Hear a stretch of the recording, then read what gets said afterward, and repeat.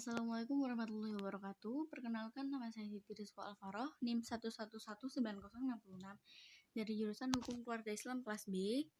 Di sini saya akan mempresentasikan makalah yang berjudul Peradilan Islam Pasca Kemerdekaan. Tapi sebelumnya mohon maaf, saya tidak bisa menampilkan wajah saya karena ada kendala dalam pembuatan video sebelumnya, yaitu kerusakan file, jadi tidak bisa untuk menampilkan wajah saya. Jadi saya putuskan untuk membuat video yang PPT-nya saja namun ada suara saya. Kita lanjut. Peradilan Islam pasca kemerdekaan terbagi menjadi 4 periode, yaitu yang pertama periode dari tahun 1945 sampai 1950, kemudian periode yang kedua yaitu tahun 1950 sampai 1974. Kemudian periode yang ketiga yaitu periode dari tahun 1974 sampai 1989. Dan yang terakhir yaitu periode yang keempat, yaitu periode dari tahun 1989 sampai 2004. Kita masuk ke periode yang pertama, yaitu periode tahun 1945 sampai 1950. Proklamasi Kemerdekaan Indonesia yang dilaksanakan pada tanggal 17 Agustus 1945 merupakan titik permulaan perubahan dalam segala bidang kehidupan kebangsaan dan bernegara. Sewaktu berdirinya negara Indonesia, pengadilan agama dimasukkan ke dalam Kementerian Kehakiman. Kemudian setelah pembentukan Departemen Agama, pengadilan agama dipindahkan ke Departemen Agama dengan penetapan pemerintah nomor 5 tanggal 25 Mei 1946. Mahkamah Islam Tinggi yang sebelumnya juga berada di bawah Departemen Kehakiman Pemerintah dipindahkan ke Departemen Agama berdasarkan penetapan pemerintah nomor 5 tanggal 25 Maret 1946. Mulai saat itu, pembinaan pengadilan agama menjadi tanggung jawab Departemen Agama. Selanjutnya periode yang kedua yaitu periode dari tahun 1950 sampai 1974. Dalam rancangan Undang-Undang Susunan dan Kekuasaan Kehakiman tahun 1947, yang pembuatan rancangan tersebut dipimpin oleh Wirjono Prodjodikoro, telah ditentukan bahwa pengadilan agama harus ada sebagai lembaga kekuasaan kehakiman di samping lembaga kekuasaan kehakiman lainnya.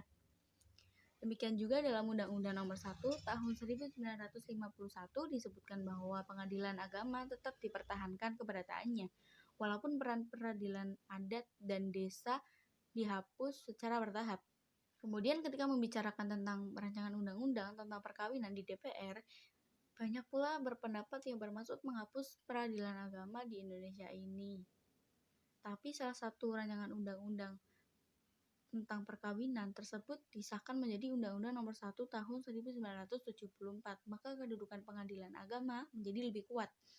Puncak kontroversi tentang pengadilan agama ini terjadi ketika rancangan undang-undang tentang pengadilan agama dibahas di DPR, yang pada akhirnya lahirlah Undang-Undang Nomor 7 Tahun 1989 tentang pengadilan agama. Kemudian periode yang ketiga yaitu periode dari tahun 1974 sampai 1989. Dalam kurun waktu ini, Departemen Agama juga menyarankan sebutan nama Lembaga Peradilan Agama yang dikeluarkan Surat Keputusan Menteri Agama nomor 6 tahun 1980 karena kebutuhan yang mendesak. Tindakan Menteri Agama tersebut dapat dimaklumi dan dibenarkan. Mahkamah Agung memberikan pertimbangan bahwa perubahan tersebut dapat dibenarkan dan disarankan kepada Menteri Agama agar dalam penyebutan nama tersebut mengacu pada apa yang telah diberlakukan untuk penyebutan umum. Sejak dikeluarkan keputusan ini, maka sebutan untuk pengadilan agama adalah pengadilan agama untuk tingkat pertama. Rumah yang sebelumnya mempunyai nama yang bervariasi yaitu Pengadilan Agama untuk Jawa dan Madura, Kerapatan Kadi untuk Kalimantan Selatan, dan Mahkamah Syariah untuk luar Jawa, Madura, dan Kalimantan Selatan. Sedangkan untuk pengadilan tingkat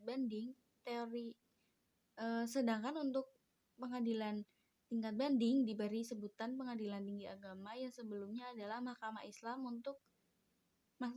Islam Tinggi untuk Jawa, Madura, Kerapatan Kadi Besar untuk Kalimantan Selatan dan Mahkamah Syariah untuk Provinsi untuk daerah lainnya. Setelah lahir Undang-Undang Nomor 7 Tahun 1989 tentang Pengadilan Agama, sebutan untuk tingkat pertama adalah Pengadilan Agama dan Pengadilan Tinggi Agama untuk tingkat banding.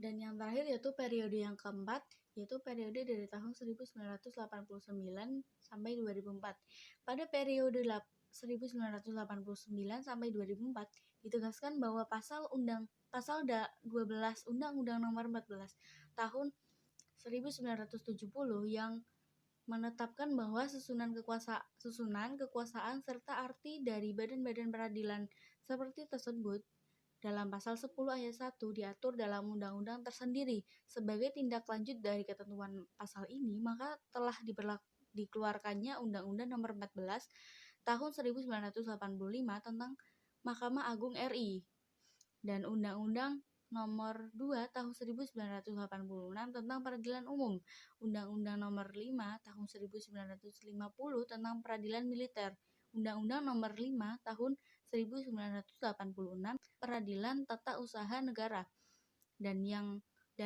terakhir yaitu Undang-Undang Nomor 7 Tahun 1989 tentang Peradilan Agama.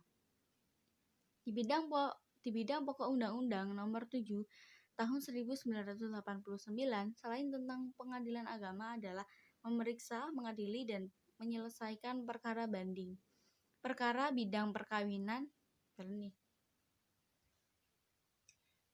dan yang terakhir yaitu periode yang keempat, yaitu periode dari tahun 1989 sampai 2004. Pada periode ini ditegaskan bahwa pasal 12 Undang-Undang Nomor 14 Tahun 1970 yang menetapkan bahwa susunan kekuasaan serta arti dari badan-badan peradilan seperti tersebut dalam pasal 10 ayat 1 diatur dalam undang-undang tersendiri. Sebagai tindak lanjut dari ketentuan pasal ini, maka telah dikeluarkan Undang-Undang Nomor 14 Tahun 1985 tentang Mahkamah Agung RI, Undang-Undang Nomor 2 Tahun 1986 tentang Peradilan Umum, Undang-Undang Nomor 5 Tahun 1950 tentang Peradilan Militer, Undang-Undang Nomor 5 Tahun 1986 tentang Peradilan Tata Usaha Negara, dan Undang-Undang Nomor 7 Tahun 1989 tentang Peradilan Agama.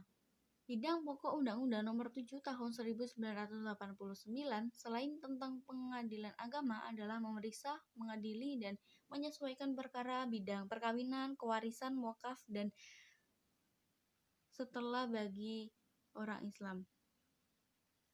Oleh karena itu, peradilan agama sudah jalan eksistensinya dan kuat dalam menjalankan tugas dan fungsi di masa yang akan datang.